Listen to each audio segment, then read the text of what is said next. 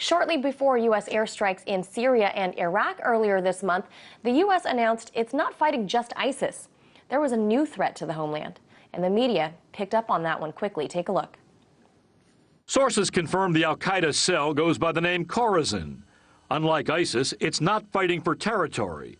It's developing fresh plots to target U.S. aviation and trying to recruit Westerners who have flocked to the fight in Syria. The fear is U.S. and European passport holders could more easily smuggle explosives onto airplanes. Then there is this, buried in the press release from the military, a report that an imminent attack against the U.S. was thwarted in Syria overnight, according to U.S. officials. This new threat has been questioned by journalists Glenn Greenwald and Murtaza Hussain of The Intercept. They've accused the Obama administration of creating the Khorasan Group to address two problems it was facing. First, the justification of strikes in Syria that some in Congress argue was unlawful. And second, the difficulty of garnering the support of the American people behind this new war that's expected to last for years to come.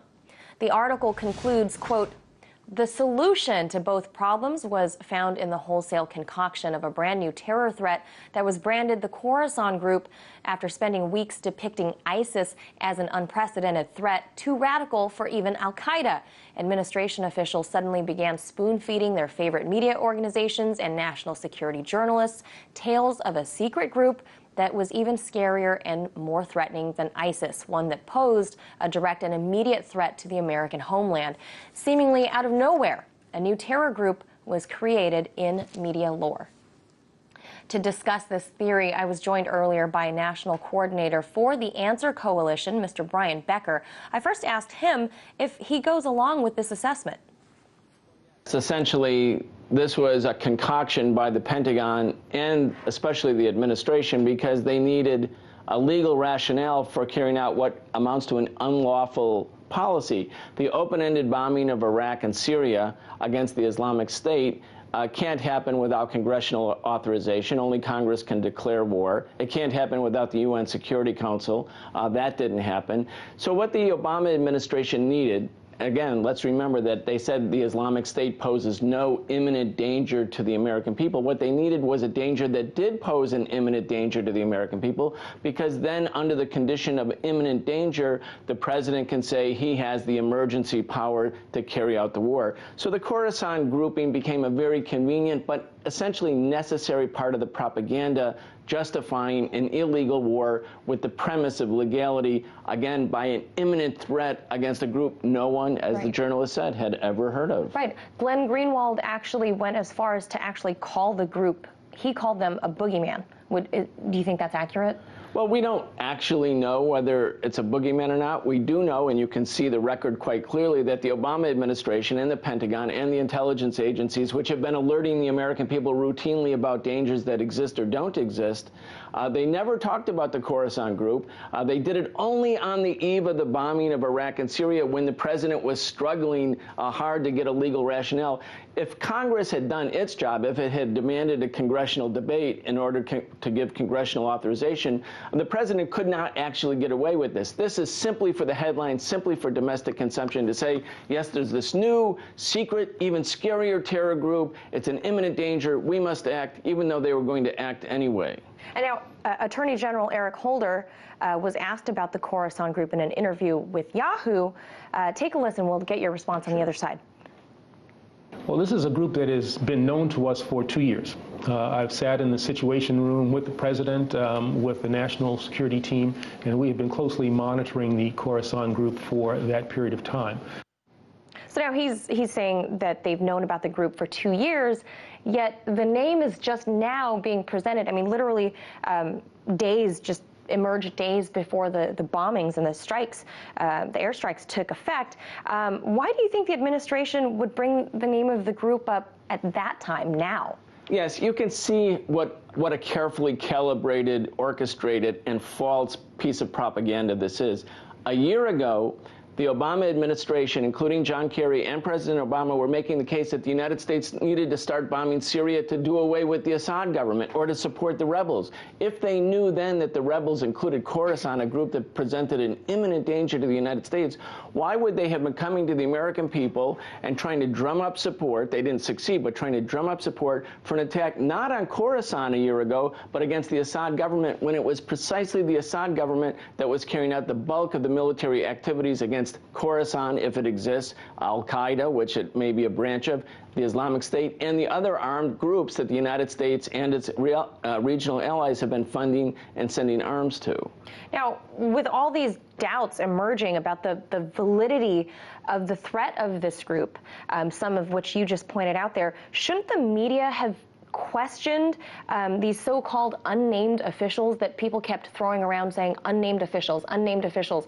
How come nobody questioned that? If the media was something other than the echo chamber for U.S. war propaganda, yes, they would be on that case. It's so obvious. This is not a tough story to unmask. It's not complicated at all. It's very logical. It's very transparent.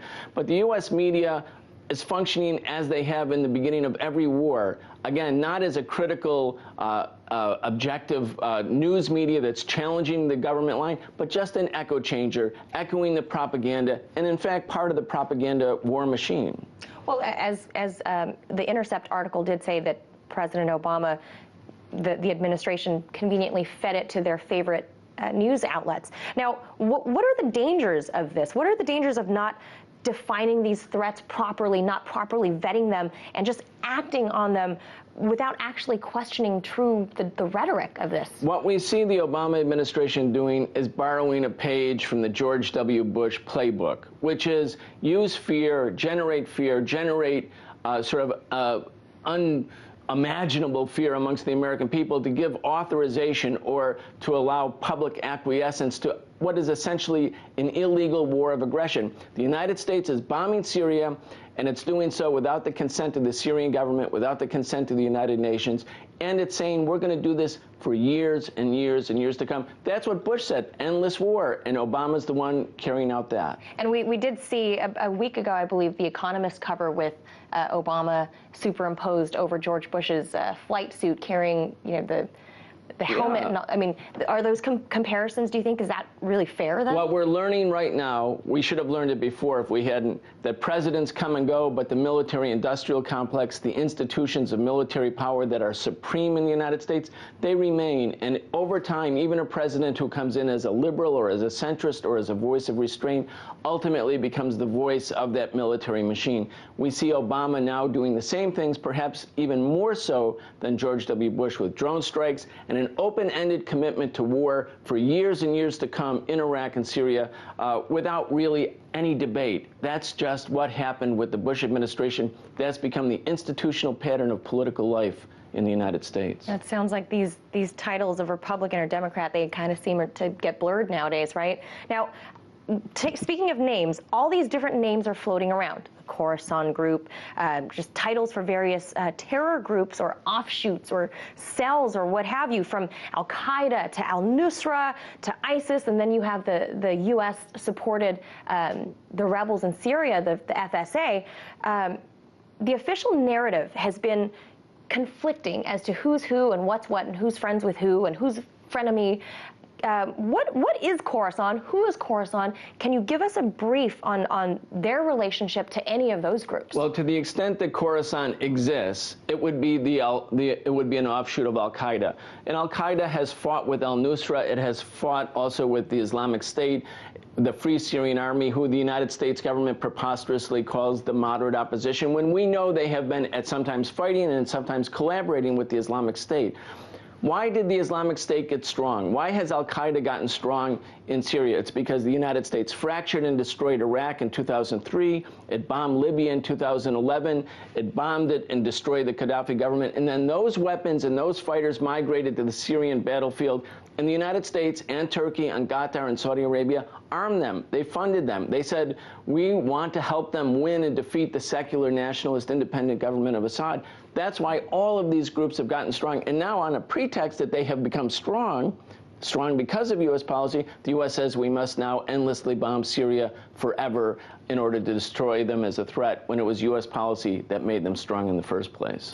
And now, in light of all these new revelations, what do you believe is truly the Obama administration's next move in the fight against Khorasan, or the move against ISIS, or this combination, or who knows what new group is going to emerge? What's our next move in that region? Well, I think President Obama has made a fateful decision.